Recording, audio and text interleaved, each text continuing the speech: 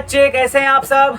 बहुत अच्छे होंगे, उम्मीद करते हैं घर पे होंगे, स्वस्थ होंगे, मस्त होंगे और आपकी पढ़ाई बहुत मजेदार तरीके से चल रही होगी। जैसा कि आपको पता चल गया होगा थंबनेल देखकर कि आज हम क्या पढ़ने वाले हैं, प्रपोशन के प्रकार। जी हाँ, आज हम पढ़ने वाले हैं प्रपोशन के प्रकार। तो जल्दी जल्दी से आप इन वीडियो को लाइक कीजिए, जल्दी से लाइक कीजिए और जहां तक जो भी बच्चे आपके साथ जुड़े हैं उनको इस चैनल को शेयर कीजिए, जल्दी से इसके लिंक को शेयर कीजिए, सब्सक्राइब करवाइए, जल्दी जल्दी कीजिए। आप मेरे इस चैनल को सब्सक्राइब कीजिए, राजा ऑनलाइन क्लासेज। जी हाँ, जो आपके साथ बड़े मेहनत से बहुत अच्छी तरीके से आपके साथ स्ट्रगल कर रहा है, कमेंट के हिसाब से आपको जो है वीडियोस प्रोवाइड कर रहा है, आपकी तैयारी में लगा है। जी हाँ, मैं आपको फिर से बता दूं कि आपको मैट्रिक बोर्ड परीक्षा में 95% प्लस अंक आपको अर्जित करना है। 95% प्लस आपको अर्जित करना है। जी हाँ, आप एक बार मुस्कुरा दीजिए, हमारा हौसला अफजाई हो जाएगा। जी हाँ, आपकी मुस्कुराहट तो मैं नहीं देख सकता, लेकिन आपकी फीलिंग्स को मैं ज़रूर समझ सकता हूँ। ये आपका बड़प्पन है, प्यार है। बस इसी तरह आप मेरे साथ प्यार बनाए रखे, अपना जज्बा दिखाए रखे। मैं आपके साथ हमेशा खड़ा रहूँगा और पूरी तैयारी कराऊँगा। पूरी तैयारी एग्ज़ाम के करीब करीब होते होते, यानी कि एक दिन भी एग्ज़ाम का अगर बाकी रहेगा उस वक्त तक मैं आपके साथ खड़ा रहूँगा और पूरी तैयारी आपको कराने वाला हूँ। जल्दी से सबसे पहले आप एक काम करें, सबसे पहले आप शेयर कीजिए, जल्दी से आप क्लास को शेयर कीजिए, वीडियोज को जितना हो सके शेयर कीजिए। इंस्टाग्राम पर शेयर कीजिए, फेसबुक, उसके बाद व्हाट्सएप ग्रुप, हर जगह आप इस वीडियो को जल्दी से शेयर कीजिए, जल्दी से क्लास को शेयर कीजिए। और दूसरा बात, लाइक कीजिए, जल्दी से आप इन वीडियोज को लाइक कीजिए, फटाफट लाइक कीजिए। फिर हम सेशन का शुरुआत करते हैं। तो बच्चे, मेरे प्यारे बच्चे, जरा आप निगाहें डालेंगे इस तरफ। बिहार मैट्रिक बोर्ड परीक्षा 2024 यानी कि प्रपोशन के प्रकार आज हम पढ़ने वाले हैं। इसमें आज की क्लास में प्रपोशन के प्रकार के बारे में चर्चा होगी। जी हाँ दोस्तों, जरा ध्यान से समझेंगे। यहाँ पर इससे पहले वाला लेक्चर अगर आप नहीं देखे हैं, जो हमारा लेक्चर नंबर 2 है, हम लेक्चर नंबर 1 में बायोलॉजी के सिलेबस के बारे में चर्चा किया था, बिल्कुल बढ़िया तरीके से बताया है, जाके आप देख लीजिए। इसका लिंक इस वीडियोज़ के डिस्क्रिप्शन में दिया हुआ है। उसके बाद लेक्चर नंबर 2 जिसमें हम आपको बता चुके हैं जैव प्रक्रम क्या होता है, पोषण कितने प्रकार के होते हैं, कौन स्वपोषी है, कौन परपोषी है, बहुत अच्छे तरीके से बता चुके हैं आपको उस वीडियोज़ के अंदर। ज़रा उसको देखिए, उसका लिंक इसी वीडियो के डिस्क्रिप्शन में नीचे, जल्दी जाइए, उसको पहले आप देखिए, जल्दी देखिए। चलिए आगे बढ़ते हैं। तो आज का आगाज करते हैं, क्लास का आगाज हो रही है। तो आज क्लास का आगाज क्या हो रहा है भाई? आज हो रहा है प्रपोशन के प्रकार। जी हाँ, प्रपोशन के प्रकार, प्रपोशन के प्रकार, यानी कि प्रपोशन किसको बोलते हैं, प्रपोशन किसको कहा जाता है, किसे कहते हैं प्रपोशन? भाई हमने पढ़ा था लेक्चर नंबर 2 में कि पोषण जो होते हैं वह 2 प्रकार से होता है। जीवों में पोषण 2 तरह से होता है। एक क्या था? तो पहला था हमारा स्वपोषण। क्या था? स्वपोषण। ये स्वपोषण जो पेड़ पौधों में होता है। जी, और दूसरा क्या था? परपोषण। दूसरा क्या था? परपोषण था। तो आज हम इस वीडियोस के अंदर, यानी लेक्चर नंबर 3, जो हमारा लेक्चर नंबर 3 है ये, इसमें हम चर्चा करने वाले हैं प्रपोषण के प्रकार। लेक्चर नंबर 2 में हम चर्चा कर चुके हैं पोषण में स्वपोषण के बारे में। जी हाँ, स्वपोषण के बारे में हम बिल्कुल बढ़िया से समझा चुके हैं तो आप लोगों को। तो आप जाइए वहाँ पर, उन वीडियोस को जल्दी देखिए। चलिए, तो आज बात करते हैं, तो परपोषण के बारे में बात करते हैं। परपोषण जो होते हैं मुख्यतः कितने प्रकार के हो गए? 3 प्रकार के। परपोषण कितने प्रकार के हो गए? 3 प्रकार के। आपको मैं बायोलॉजी में रुचि पैदा कर दूंगा। आप मेरे साथ सिर्फ प्यार बनाए रख के, स्नेह बनाए रख के, आपका प्यार, आपका एक वीडियो में लाइक हमारी एनर्जी को प्रूव करता है, हमारी एनर्जी को सिद्ध करता है। एक बार इस वीडियो को लाइक कीजिए, जिससे हमारा क्या होगा, ऊर्जा बढ़ेगा। फिर मैं आपके साथ खड़ा होकर और अच्छी तैयारी मैं आपको कराने वाला हूँ। आप मेरे साथ बने रहे। चलिए आगे बढ़ते हैं। तो क्या लिखा है? प्रपोषण के प्रकार। प्रपोषण के कितने प्रकार होते हैं? तो बच्चे, प्रपोषण के मुख्यतः 3 प्रकार होते हैं। कितने प्रकार होते हैं? 3 प्रकार के परपोषण होते हैं। जी हाँ, परपोषण यानी कि वह जीव जो दूसरों पर रहकर दूसरे जीवों से अपना पोषण प्राप्त करते हैं, उस तरीके के जीव जो होते हैं वह 3 कैटेगरी के अंदर आते हैं। पहला मृत जीवी, जो जीव होते हैं जो परपोषण के जरिए होते हैं वह 3 तरह से होते हैं। पहला मृत जीवी, दूसरा परजीवी, दूसरा क्या है परजीवी, तीसरा क्या है प्राणी संपोषण, तीसरा क्या है प्राणी संपोषण। यानी कि पहला मृत जीवी, इसको क्या कहते हैं हम लोग सैप्रोफाइटिक कहा जाता है न्यूट्रिशन, सैप्रोफाइटिक न्यूट्रिशन। उसके बाद परजीवी, परजीवी क्या है भाई तो पैरासिटिक न्यूट्रिशन। और हमारा प्राणी संपोषण में होलोजिक यानी कि होलोजोइक न्यूट्रिशन। हमारा जो तीसरा है प्राणी संपोषण यानी उसमें उसको कहा जाता है होलोजोइक न्यूट्रिशन। तो आज हम इन तीनों के बारे में चर्चा करने वाले हैं, आप मेरे साथ बने रहे। फटाफट से शुरुआत करते हैं। पहला नंबर मृत जीवी पोषण। ये मृत जीवी क्या है, इसके नाम से आपको स्पष्ट हो गया होगा कि मृत जीवी क्या होता है। जी, मृत मतलब मरा। मृत का मतलब क्या होता है मरा हुआ, यानी कि मरा हुआ यानी कि इस प्रकार के पोषण में जीव, इस प्रकार के पोषण में जीव क्या लिखा है, इस प्रकार के पोषण में जीव मृत जंतुओं और पौधों के शरीर से अपना भोजन अपने शरीर की सतह से घुलित कार्बनिक पदार्थों के रूप में अवशोषित करते हैं। जी हाँ मेरे प्यारे प्यारे नन्हे मुन्ने और खूबसूरत ब्यूटीफुल लड़के बच्चे, जरा ध्यान आप देंगे। यहाँ पर लिखा है कि इस प्रकार के पोषण में जीव मृत जंतुओं और पौधों के शरीर से अपना भोजन अपने शरीर की सतह से घुलित कार्बनिक पदार्थों के रूप में अवशोषित करते हैं। उसे कहा जाता है मृत जीवी पोषण।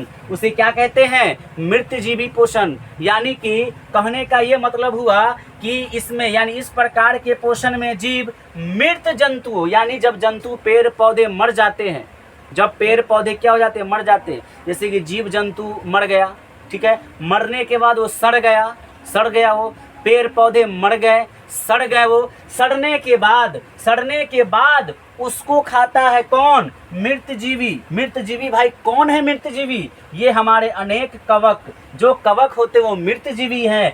बैक्टीरिया एवं कुछ प्रोटोजोआ, गोबर छत्ता आपने देखा होगा अपने गांव पड़ोस के अंदर मोहल्लों के अंदर देखा होगा आपने, गोबर छत्ता देखा होगा। गोबर का छत्ता, प्रोटोजोआ, अनेक कवक, बैक्टीरिया, ये सब क्या हैं, ये सब मृत जीवी हैं। जी मृत जीवी हैं, ये सब मृत जीवी हैं। ये सब कैसे भोजन करते हैं तो मृत जंतुओं और पौधों के शरीर से। जब जंतु मर जाता है, मरने के बाद जब वो सड़ जाता है, जितना सड़ता है उतना स्वादिष्ट होता है इन मृत जीवों के लिए वह भोजन।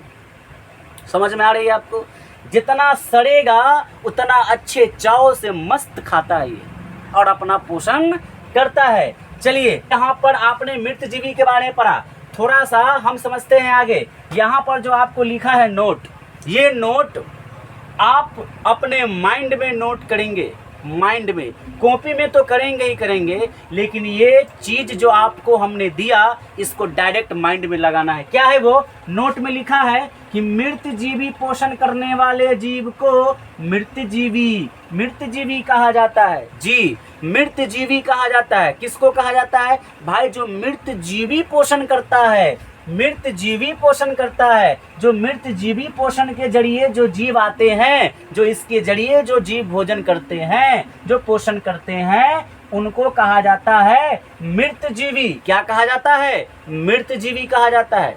समझ में आ गई बात तो आपको। चलिए एक प्रश्न है यहाँ पर जो बहुत अच्छा क्वेश्चन है, अभी तक बोर्ड ने इसको कई बार टारगेट किया है और हो सकता है कि आपको बोर्ड परीक्षा 2024 में ये देखने को मिल जाए। क्या आप इस क्वेश्चन का आंसर छोड़ेंगे? नहीं बाबा नहीं छोड़ना, एकदम गलत बात, गंदी बात है, it is a bad habit, हमको नहीं छोड़ना चाहिए। क्यों छोड़ेंगे भाई, हम पढ़े लिखे हैं, हमको हर क्वेश्चन का आंसर पता है, फिर हम क्यों छोड़े, नहीं छोड़ना। चलिए देखते हैं इसका आंसर क्या है भाई साहब। क्वेश्चन क्या है भाई, तो क्वेश्चन है मृत जीवी को अपघटक, क्या अपघटक क्यों कहा जाता है?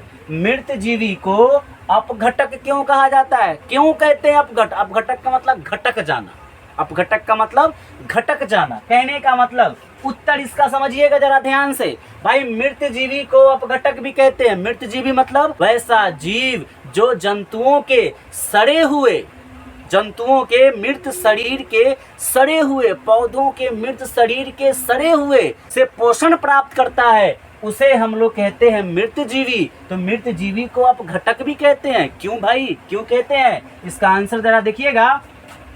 मृत जीवी पोषण का क्या है? मृत जीवी पोषण का प्राकृतिक में बहुत अधिक महत्व है, बहुत ज्यादा इम्पोर्टेंसी है। किसको?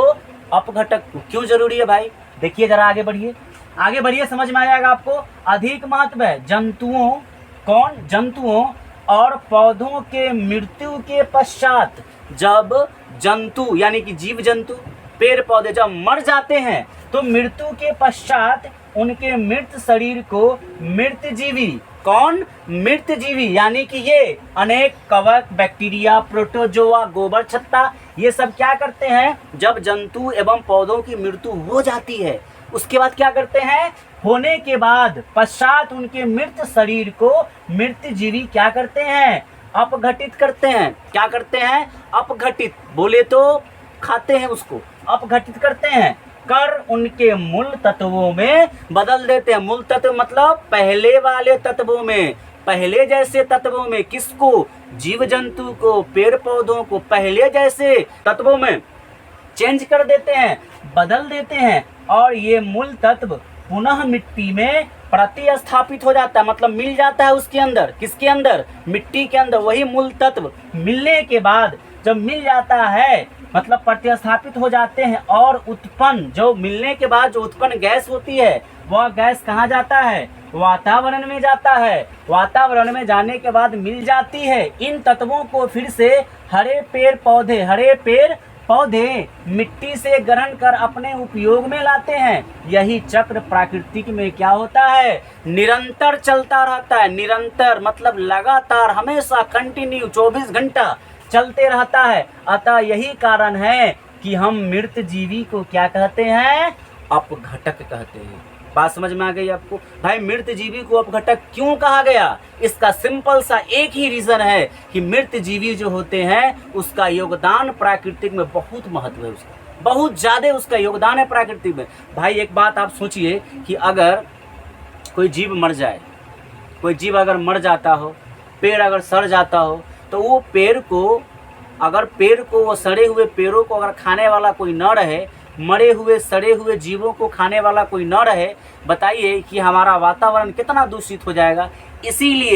इसीलिए अपघटक जो होते हैं, जो हमारा मृत जीवी होता है, वह मृत जीवी क्या करते हैं? उन मरे हुए जीवों के शरीर को खाता है, अपना निवाला बनाता है। इसीलिए हमारा पर्यावरण साफ एवं सुथरा हो जाता है। अतः बताइए कि मृत जीवी का कितना बड़ा योगदान हुआ कि नहीं हुआ? इसीलिए हम मृत जीवी को अपघटक कहते हैं। क्या ये बातें आपको क्लियर है?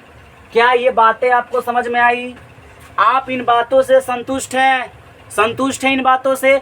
अगर आप इन बातों से संतुष्ट हैं, अगर आपको अच्छा लगा, जल्दी से आप मेरे इस चैनल को सब्सक्राइब करें, दूसरों तक पहुंचाएं। जहां आपने अभी तक नहीं पहुंचाया है, भूल चुके हैं, याद करें कहाँ नहीं भेजा, वहां तक पहुंचाए।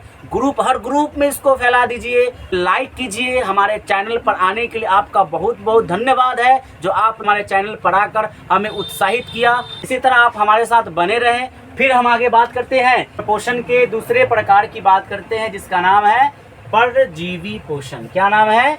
परजीवी पोषण। उसके बाद हम चर्चा करने वाले हैं प्राणी संपोषण के बारे में। पहले हमने क्या पढ़ा? पहला नंबर भाई परपोषण के पहला नंबर में हमने क्या पढ़ा? मृत जीवी पोषण। पढ़े कि नहीं पढ़े? दूसरा परजीवी पोषण, ये क्या होता है? तो ये क्या होते हैं जरा ध्यान देंगे। इस प्रकार के पोषण में जीव, इस प्रकार के पोषण में जीव यानी किस प्रकार के? परजीवी वाले में।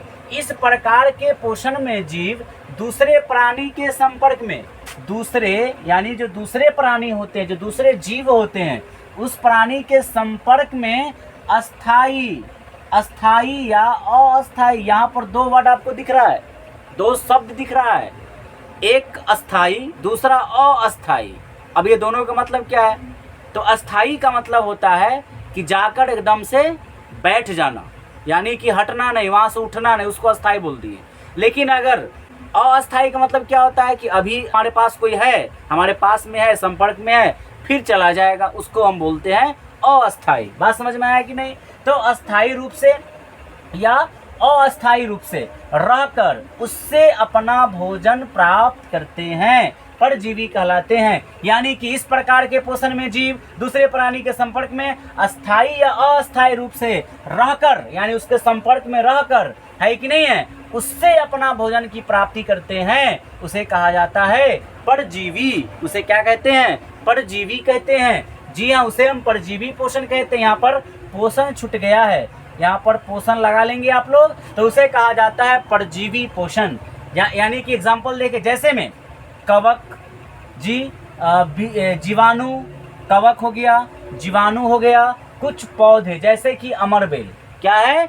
अमरबेल। आपको हम लेक्चर नंबर 2 में बता दिए थे, जैव प्रक्रम वाला लेक्चर नंबर जो हमारा 2 है, उसमें हम बताए थे कि परपोषण के एग्जाम्पल में हमने अमरबेल का नाम लिखा था, बोला था ना कि अमरबेल के बारे में भी आगे डिस्कस होगी हमारे साथ। तो अमरबेल एक पौधा का नाम है जो क्या है भाई? परजीवी है। ये दूसरे जीवों पर, यानी दूसरे बड़े पेड़ों पर, जो लत्ती की तरह नहीं होता है बिखरा हुआ, वो दूसरे पेड़ों पर जाकर जो है लथड़ जाते हैं और वहां से अपना भोजन की प्राप्ति करते हैं, वो हमारा अमरबेल कहलाता है परजीवी पोषण। जी आगे बढ़ते हैं। गोलकृमि, टेपवर्म, एंट अमीबा, ये सब हमारे क्या है? परजीवी है। उसके बाद एंट अमीबा हिस्टोलिका, जिसको कहा जाता है एंट अमीबा हिस्टोलिका, मलेरिया परजीवी, जिससे हमको मलेरिया जैसी बीमारी होती है, वो हमारा जो है वो किसके अंतर्गत आते हैं? परजीवी पोषण के अंतर्गत आते हैं। ये सारे इसके एग्जाम्पल हो गए। इतनी बातें क्लियर है? क्या आपको इतनी बातें क्लियर? अगर आपको सब कुछ समझ में आ रहा है, सब कुछ बढ़िया लग रहा है, तो जल्दी से आप मेरे इस वीडियो को लाइक करें, जल्दी से लाइक करें और इस चैनल को जल्दी से सब्सक्राइब कर ले। राजा ऑनलाइन क्लासेज में आपका बहुत बहुत धन्यवाद है जो आप मेरे साथ बने हुए हैं और लगातार वीडियो को देख रहे हैं। चलिए आगे बढ़ते हैं। जहां तक हो सके चैनल को ग्रुपों में पहुंचाएं, व्हाट्सएप, फेसबुक, इंस्टाग्राम, न जाने और कौन कौन से ग्रुप हैं, सारे ग्रुपों में आप इसको पहुंचाइए। जिसको ज़रूरत होगी वहाँ भी पहुंचाइए, जिसको ना ज़रूरत है वहाँ भी इस चीज़ को सेंड कीजिए, ताकि देखने के बाद उसके शरीर में एनर्जी पावर आएगा। बात समझ में आ रही है कि नहीं? चलिए आगे समझते हैं। नोट यहाँ पर लिखे हैं, 2 नोट, जरा ध्यान देंगे। पहला नोट, परजीवी द्वारा भोजन के रूप में ग्रहण किए जाने वाले कार्बनिक पदार्थ सामान्यतः कैसे होते हैं? तरल रूप में होते हैं। कैसे होते हैं? तरल रूप में होते हैं, है कि नहीं? कौन मतलब क्या तरल रूप में होते हैं भाई? तो भोजन, यानी जो परजीवी भोजन करता है ना, वह भोजन सामान्यतः वह भोजन कैसा होता है? तरल होता है, तरल। बात समझ में आया कि नहीं? नोट नंबर 2, जिस जीव के शरीर से परजीवी अपना भोजन को प्राप्त करते हैं, उसे क्या कहा जाता है? पोषी। उसे क्या कहते हैं? पोषी कहा जाता है। आपको ऑब्जेक्टिव में सवाल पूछा जा सकता है, क्या पूछा जा सकता है कि जिस जीव के शरीर से परजीवी अपना भोजन प्राप्त करते हैं उसको क्या कहा जाता है? तो कहेंगे सर पोषी कहा जाता है, पोषी। जी पोषी कहा जाता है उसको, टिक आउट करेंगे, सही होगा। चलिए परपोषण के नंबर 3 में है परपोषण के नंबर 3 है प्राणी संपोषण। क्या है ये? प्राणी संपोषण, यानी कि इसके नाम से स्पष्ट है, आपको समझ में आ गया होगा, प्राणी के समान। प्राणी संपोषण मतलब प्राणी के समान पोषण करने वाला, यानी कि इस प्रकार के पोषण में जीव अपना भोजन ठोस या तरल, ठोस रूप में भी लेते हैं, तरल रूप में भी लेते हैं। तरल का मतलब समझते हैं? गीला। तरल मतलब क्या होता है? गीला, यानी जो गीला हो गया है, जिसमें पानी पानी आ गया, उसको तरल बोला जाता है। तो प्राणी संपोषण मतलब इस प्रकार के पोषण में जीव अपना भोजन ठोस या तरल के रूप में जंतुओं के भोजन ग्रहण करने की विधि द्वारा ग्रहण करते हैं, प्राणी संपोषण कहलाते हैं। जो प्राणी के समान भोजन करता है, जैसे कि अमीबा हमारा प्राणी संपोषी जीव है। पैरामीशियम, मेढक, मनुष्य जो आपको सामने में दिख रहा है, आप भी मनुष्य, मैं भी मनुष्य, आपके अगल बगल जितने भी लोग हैं वो सारे के सारे किस में आ जाएंगे? प्राणी संपोषण में आ जाएंगे। क्या आपको इतनी बातें क्लियर है? क्या आपको इतनी बातें क्लियर है? प्राणी संपोषण आपको समझ में आ गया? क्या आपको परजीवी में दिक्कत है? क्या आपको परजीवी में दिक्कत है? नहीं सर, हमको तो कोई दिक्कत नहीं है। बहुत बढ़िया, बहुत बढ़िया। इसी तरह आप लगन के साथ मेहनत कीजिए, पढ़ाई कीजिए। मेरे चैनल पर अगर पहली बार आप आए हैं और मेरे साथ अगर इतने देर से आप मेरे साथ बने हुए हैं, इसके लिए बहुत बहुत आपका धन्यवाद। जो आप मेरे साथ इतने देर से बने हुए हैं, आप मेरे चैनल को एक बार सब्सक्राइब कर लीजिए, वीडियो को लाइक कीजिए, ग्रुपों तक पहुंचाइए और मेरे साथ जुड़े रहिए, ताकि मैं आपको अच्छा से अच्छा आपको एजुकेशन प्रदान करूं और आपका सपना जो अधूरा था अभी तक, उस सपना को मैं पूरा करूंगा। आपको मैट्रिक बोर्ड परीक्षा में 95% प्लस अंक आने वाला है। और आप इसके बाद का जो वीडियो आप देखने वाले हैं, वो इसके बाद हम चर्चा करेंगे पौधों में पोषण। जी, पौधों में पोषण। पौधा मतलब पेड़ पौधे जो हरे हरे नहीं दिखते, वो पेड़ पौधों में किस तरह भोजन करता है। क्या हमने कभी सोचा कि पेड़ किस तरह भोजन करता है? भाई उसको कभी देखा नहीं खाते हुए, उसको कभी मैंने मुंह खोलते हुए नहीं देखा, खाना बनाते नहीं देखा। भाई खाता क्या है, बनाता कैसे, कब बना लेता है, कब खा लेता है, समझ में नहीं आता। तो हम लेक्चर नंबर, ये हमारा लेक्चर नंबर कितना है? 3 है। हम पढ़ने वाले हैं लेक्चर नंबर 4 के अंदर। क्या पढ़ने वाले हैं? पौधों में पोषण। उसके बाद हम पढ़ने वाले हैं जीवों में पोषण, यानी कि मानव में पोषण। अब फिर धीरे धीरे ये चैप्टर का अंत हो जाएगा, यानी कि खत्म हो जाएगा, और फिर इसका रिवीजन आप लोग कर लेंगे। आपको बेहतर तैयारी मैट्रिक बोर्ड परीक्षा के लिए हो जाएगा। आप मेरे साथ बने रहें, और आपको इतना वीडियो देखने के लिए बहुत बहुत धन्यवाद। फिर आपके साथ मिलते हैं एक नए वीडियो के साथ, जिसमें हम पढ़ने वाले हैं पौधों में पोषण। तब तक के लिए जय हिंद, जय भारत।